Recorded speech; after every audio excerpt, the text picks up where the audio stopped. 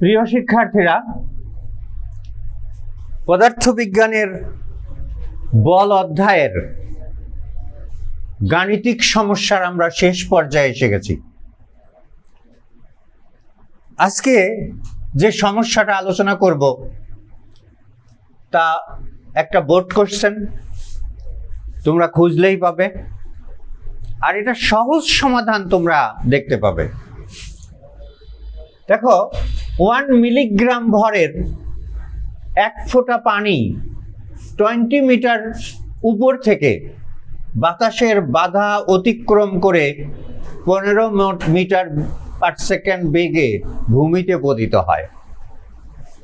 প্রশ্ন হলো যে পানির ফোঁটার ভূমিতে পড়তে কত সময় লাগবে?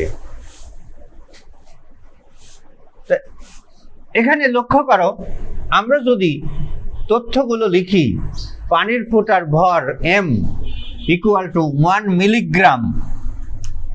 1 মিলিগ্রাম, মিলিগ্রাম হচ্ছে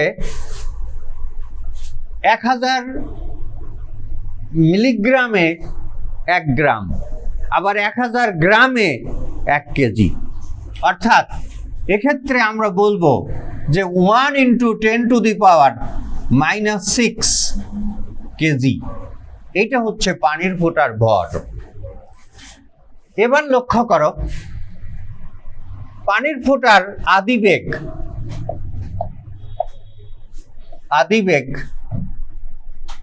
u ইকুয়াল টু 0, কারণ এখানে আদিবেগের কথা উল্লেখ করা হয়নি।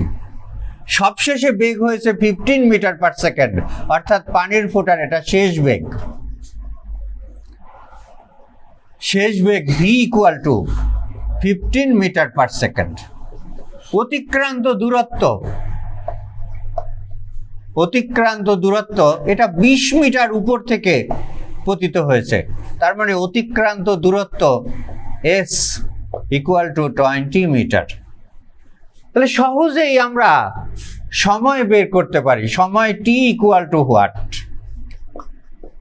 দেখো তো, আমরা জানি s equal to u plus v/2 into t। s হলো 20, u 0, v 15 divided 2 into t। তাহলে এখানে দেখা যাচ্ছে যে 15t ইকুয়াল টু 40। অতএব t ইকুয়াল টু 40/15।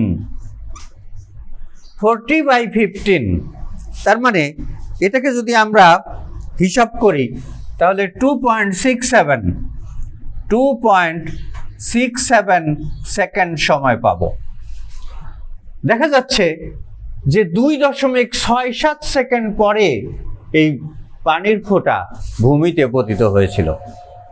তাহলে তোমরা বুঝতে পেরেছো যে পদার্থবিজ্ঞানের অঙ্ক সহজে করা যায়, এটা কোনো জটিল বিষয় নয়। তোমরা যে কোনো সময়, অর্থাৎ প্রশ্ন দেখলে তোমাদের কাছে কিছুটা কঠিন মনে হয়, কিন্তু আসলে না। নিয়মিত অনুশীলন করো, দেখবা পদার্থবিজ্ঞানের অঙ্ক তোমাদের কাছে খুব সহজ হয়ে উঠবে ইনশাআল্লাহ।